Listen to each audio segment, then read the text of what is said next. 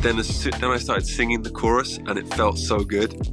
So then I called Phil, our fifth member, and Max Martin and said, I think we've got a song to give to BTS. And they said, why don't we hold on to it and give it to BTS? This is a special song, dude. Thanks, Zane. I'd love to know a little bit about it, Chris, and how you and this all-conquering, wonderful group of individuals called BTS came to be part of the music of the spheres, and the whole thing became My Universe. Well, it's a love song. Yes. That came from a loving text. It had been in my mind for a while that someone had said BTS were wondering if we'd do a song for them or something like that. And the phrase "My Universe" in this text was like, oh, that's a cool song title.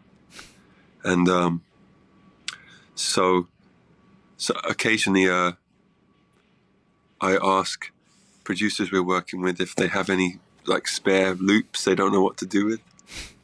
And that's often how our pop songs come about.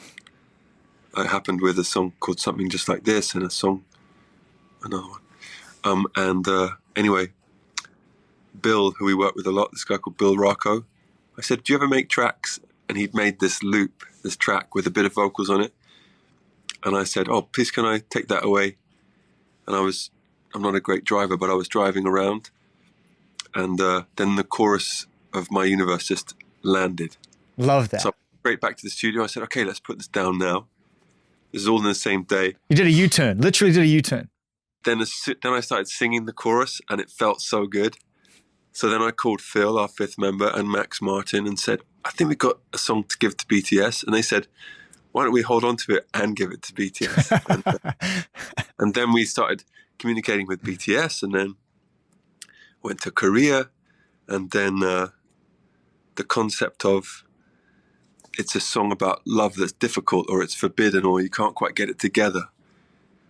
So it felt like really cool to have two bands that it's a difficult love story, but it works in the end. It really does. And I love them and we love them, and it's been such a joy. It's something you could look at so cynically, and we have at times, but anytime there's actual communication or music between us, it just feels so good.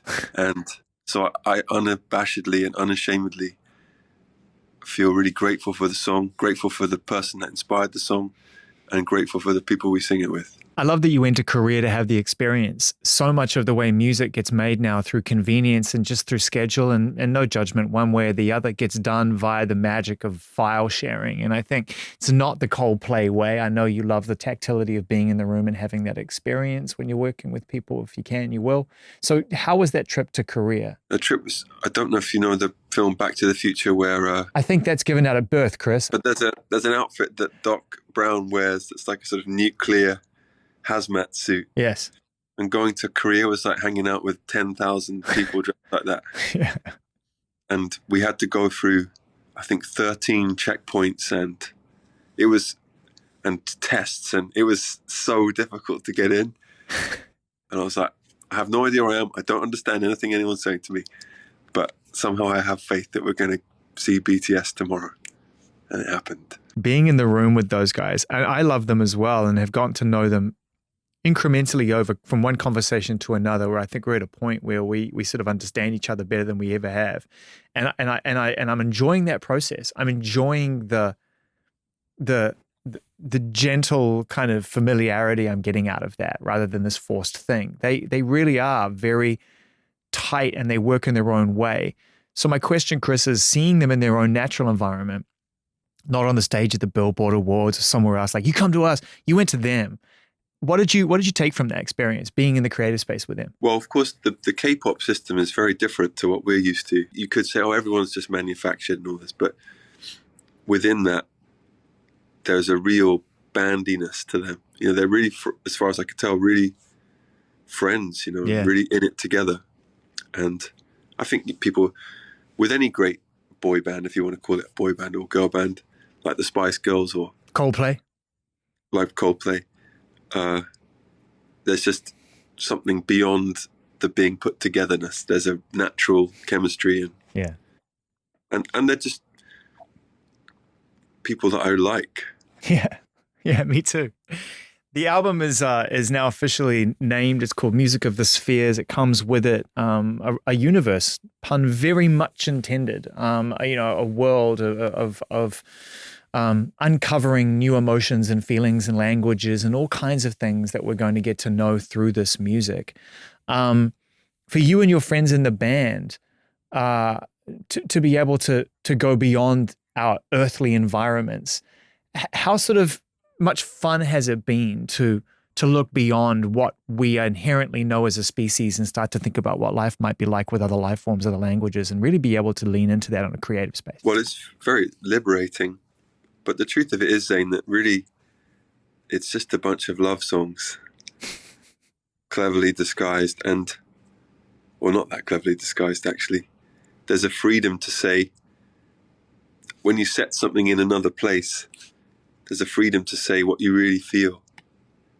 So there's a lot of love in there, and also some confusion about someone like me who, has a way to go in terms of understanding love and everything, and then also like not just romantic love, but love for your fellow humans, and how do you handle people you don't love and regimes you might not like, and so in a strange way, it's set in aliens, but it's really about here. You remain a dedicated example of our species.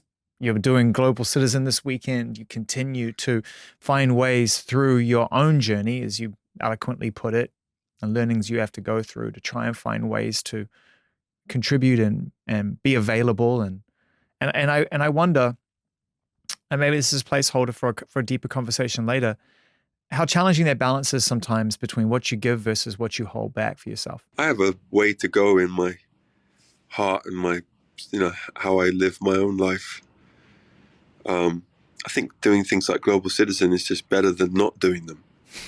I don't know if it's ideal or if it's the best model of trying to use your voice and encourage everybody to use their voice, but it's one thing that becomes apparent when you tour around the world is that no one's really in charge. So everybody's voice is important. Everyone has an equal right to be here. And I like working with Global Citizen because it's the organization that really encourages individual voices. It isn't about pop stars telling you what to think. I think for one reason and another, some weeks I'm questioning my own worth and validity. So of course, on a bigger picture, that makes even less sense. But like I said, I feel like it's better to show up than not show up. Well, that's one of the things I love about Coldplay and about your songwriting is that you put those vulnerabilities out there. And in doing so, we feel less alone. It's the great trade. And I would never expect it of my favorite songwriters, but I respect it when you do that. You're very sweet, Zane. I watch these New Music Fridays, man. You know all the right things to say. Yeah, I love your band. You know that. I think you guys are one of the most interesting and weird bands ever. Thanks for saying that to us.